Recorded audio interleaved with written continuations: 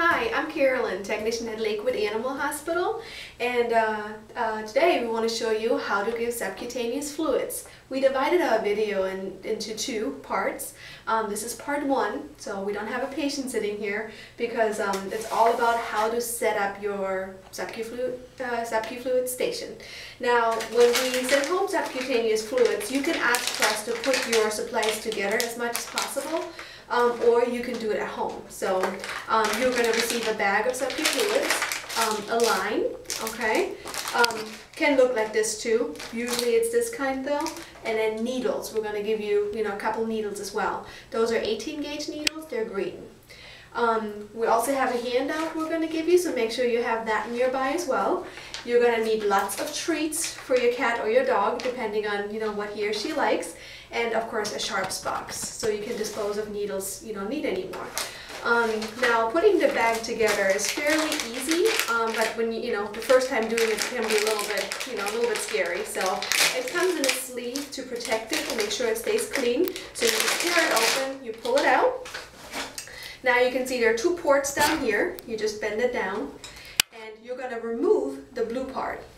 Okay? Now you can see now that we removed it, it looks like it is open. You can see it looks like the fluid should come out, but it really can't because you still need to spike the bag. Now it is really important to keep this end nice and clean. You don't want to just set it down on a dirty surface. So when you set it down, make sure it's sitting upright.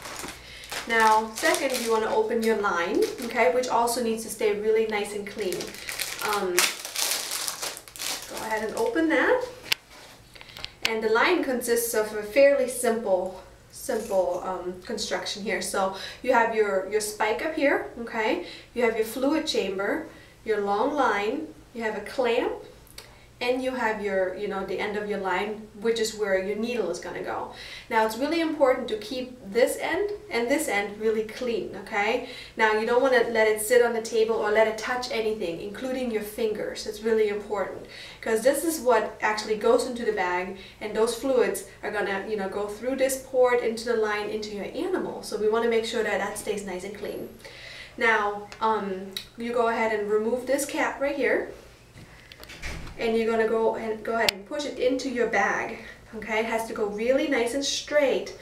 And usually I twist it a little bit and push at the same time. That's really important. Until you really can't push anymore, that's important. If it's not in far enough, you're going to have some fluid leakage. So, just make sure it's in fairly far. And you can see right here, this is what it should look like. Now, your clamp, at this point, you can close it just so you don't have a mess all over, and you just kind of put the wheel and, move the wheel from one to the other side, and then try to move it, and you can't.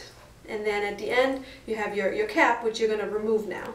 Okay? So it's really important not to just drop that end of the line. Now, you want to go ahead and prime your line. That means you don't want any air in your line. You want to go ahead and put the fluids coming from the fluid bag into your line, and you want to get rid of all air bubbles. So now that we're ready, I'm going to go ahead and open my clamp.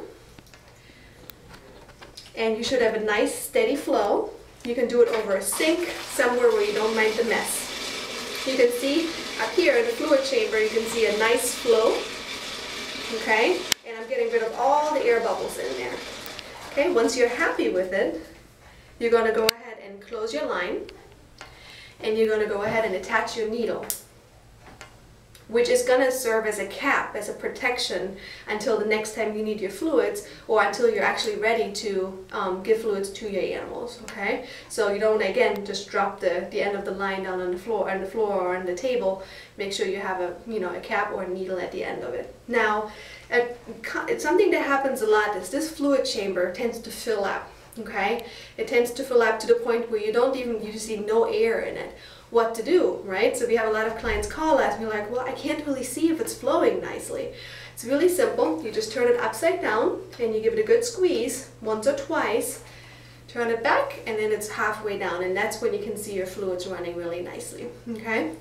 Now, these needles that we give you, they're 18 gauge needles, and they're pretty big. You're gonna look at them, you're gonna be like, oh my God, you want me to poke my animal with these needles?